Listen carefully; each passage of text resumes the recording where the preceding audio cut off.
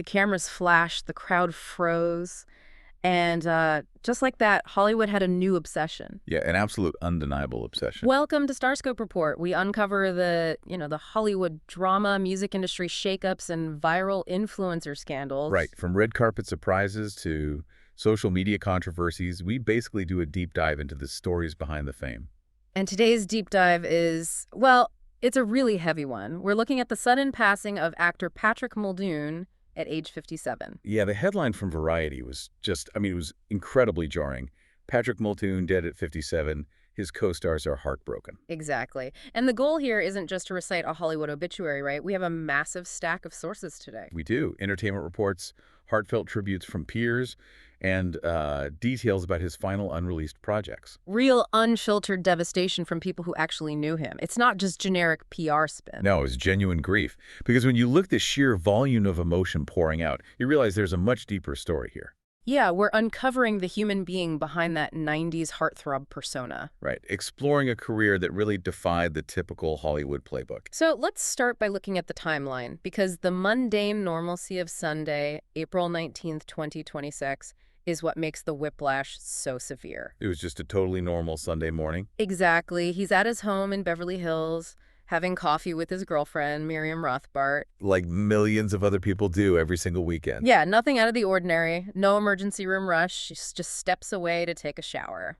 And when he doesn't come back, she goes to check on him. And she finds him unconscious on the bathroom floor. It's just terrifying. The paramedics are called immediately, and they do everything they can. But the reports say he passed away from a massive heart attack. Yeah, a heart attack at that scale is often instant. It's entirely irreversible. There is a profound cruelty in how fast a life can simply stop, which is exactly why this has resonated so deeply across the public. Because there was absolutely zero anticipatory grief. Right. Anticipatory grief is what happens when someone gets a medical diagnosis, you know? You have months to slowly accept it. You wrap up affairs. The shock is cushioned. But Muldoon was doing the exact opposite. He was accelerating. He was actively transitioning into this highly ambitious phase of his career. Which perfectly illustrates this modern phenomenon that we all struggle with. I call it the digital disconnect. Oh, that's a great way to put it.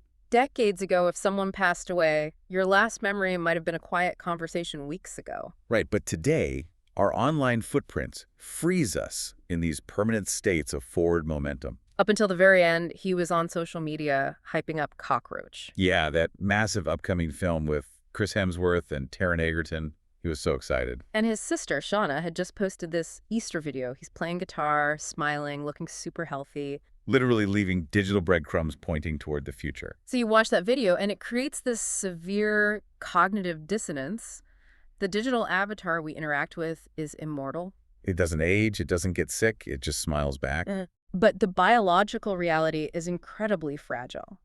When those two realities collide, it feels almost impossible for the brain to process. Because from an evolutionary standpoint, we are wired to look for patterns. Right. Yeah, we look for warning signs. So when someone is visibly thriving, our minds project their existence far into the future. A sudden death feels like a failure of reality. Like a glitch. Exactly like a glitch in the Matrix. But what makes it even crazier is how he actually built that digital avatar. Oh, his origin story is a wild pivot, but we'll get into that shocking twist in just a minute. Because most people just know him as the 90s heartthrob on daytime television. Right. They see the bone structure and assume that's his whole deal. But he was actually this fiercely competitive athlete from San Pedro, Los Angeles. He played football, didn't he? Not just played. He was a tight end for the USC Trojans. Oh, wow. That is a massive, highly competitive Division I program. Exactly. He actually earned 2 Rose Bowl rings. The physical endurance and mental discipline required for that is just staggering. I can't even imagine the grueling practices and the pressure. And then he was doing what in the off-season? That's the wild part. During the season, he's taking brutal hits on the gridiron. Off-season, he is modeling for Calvin Klein. Talk about a double life. From ice baths to high fashion. Right. But that specific combination of raw physicality and undeniable charisma is what got him into the industry. Which led to his massive breakout role in 1992, cast as Austin Reed on Days of Our Lives. He completely dominated the format.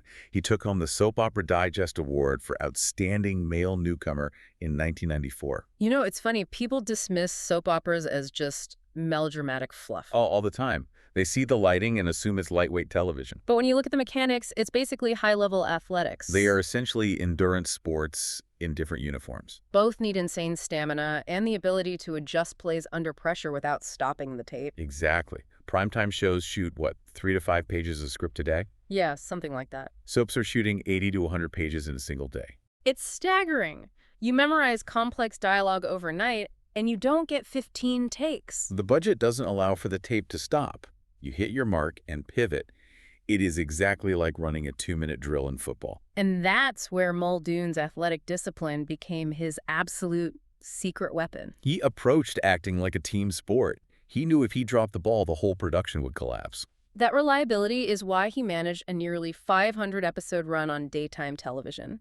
Directors knew he would catch the ball every time. And if you're loving these behind-the-scenes Hollywood twists, make sure you're subscribed. Yeah, hit that subscribe button because we've got even crazier stories ahead about his leap to the big screen. So his reliability allows him to bridge the gap from daytime to primetime. He lands the role of Richard Hart on Melrose Place. The quintessential 90s hit, that really cemented his status in the culture. But the career move that requires some deep analysis is his leap into science fiction. Yes. In 1997, he lands the role of Zander Barkalow in Starship Troopers. Directed by Paul Verhoeven. And it's fascinating because that film was completely misunderstood upon release. Oh, critics totally trashed it at the time. They thought it was just a loud, cheesy action movie. Yeah, beautiful young people shooting giant alien bugs in space. They thought it was superficial. But the superficiality was the entire point. Verhoeven grew up in the Nazi-occupied Netherlands, right? Exactly. He had firsthand experience with fascist regimes. The film was actually a brilliant, biting satire of fascist propaganda. And casting Muldoon was a massive weapon for that satire. Completely. Fascist propaganda relies on the aesthetic of physical perfection to sell its ideology. So Verhoeven deliberately cast these gorgeous actors to manipulate the audience. We're supposed to be seduced by them. Right. To make the satire work, Muldoon had to play the perfectly polished rival pilot completely straight. No winking at the camera. He had to embody the perfect guy to expose the hollowness of it. Which brings up a great point about how society evaluates actors. We slap the 90s heartthrob label on him almost dismissively. It's a massive pet peeve of mine.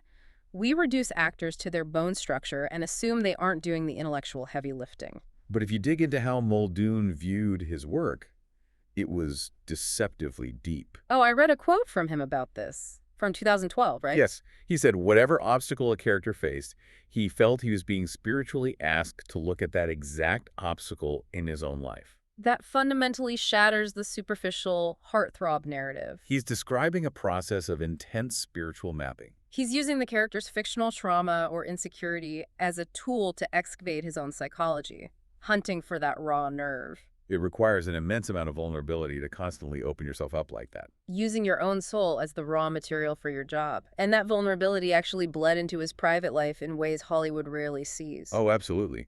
The contrast between how Hollywood usually operates and how Muldoon operated is striking. But you'll want to stick around to hear the incredibly specific, almost eccentric memories his co-stars shared. Because the entertainment industry is famously transactional, right? Oh yeah, you spend 3 claustrophobic months together, call each other family on the press tour, and then never speak again. Exactly. But Muldoon violently rejected that. Just look at the stories from Bryan Dattilo. They played on-screen rivals on Days of Our Lives, didn't they? They did.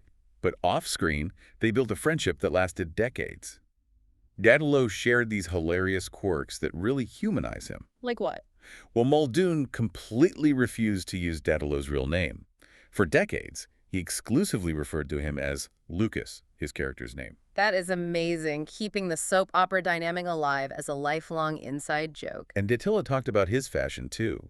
Muldoon hated standard black tie tuxedos. Oh, I heard about the hats. Yes.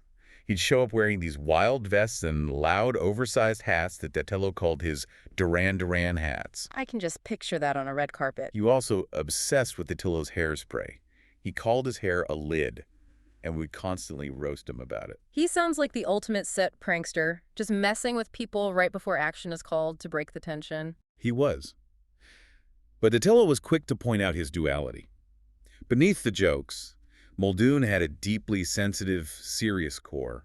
He was the guy who'd pull you aside for genuine personal advice. Yeah.